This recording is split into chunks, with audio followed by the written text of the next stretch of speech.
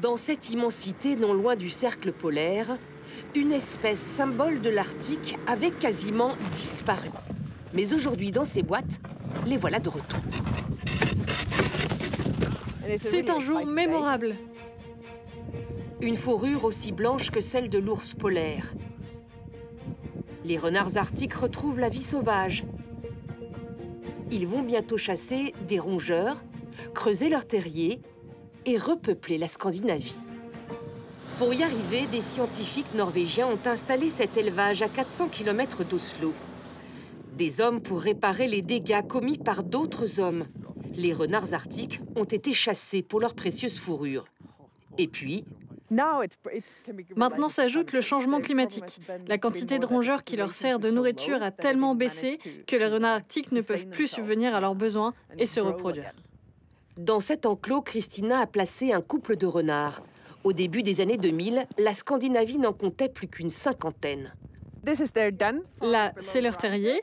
Ils peuvent creuser très profond. Certains couples ont chacun leur terrier et dorment séparément, mais d'autres sont davantage comme des tourtereaux.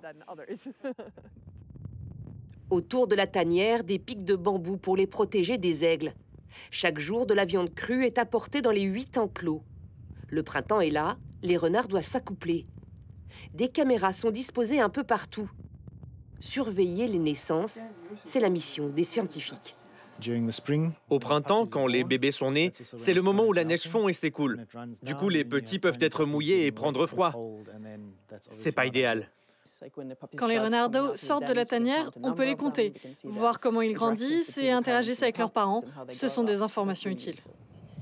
C'est l'été, la neige a disparu. La fourrure blanche aussi. Certaines portées peuvent atteindre 10 renardeaux, autant d'animaux qui seront relâchés dans le Grand Nord. Les voici 8 mois plus tard, juste avant le grand voyage vers la vie sauvage. Oreilles et museaux plus courts que ceux des renards roux.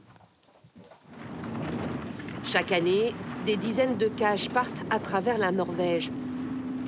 Recréer une population de renards suffisamment nombreuse pour qu'elle s'étende dans toute la Scandinavie. Dans les boîtes, ils sont prêts pour le grand jour. Il fait moins 20 degrés, une température qu'ils supportent facilement.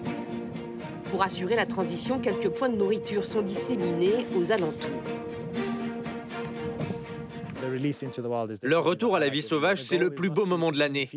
On les nourrit de façon temporaire pour atteindre une population viable, durable, et ensuite on arrêtera. Aujourd'hui, environ 600 renards arctiques vivent en liberté en Europe du Nord. Les scientifiques visent le double dans les prochaines années, une renaissance.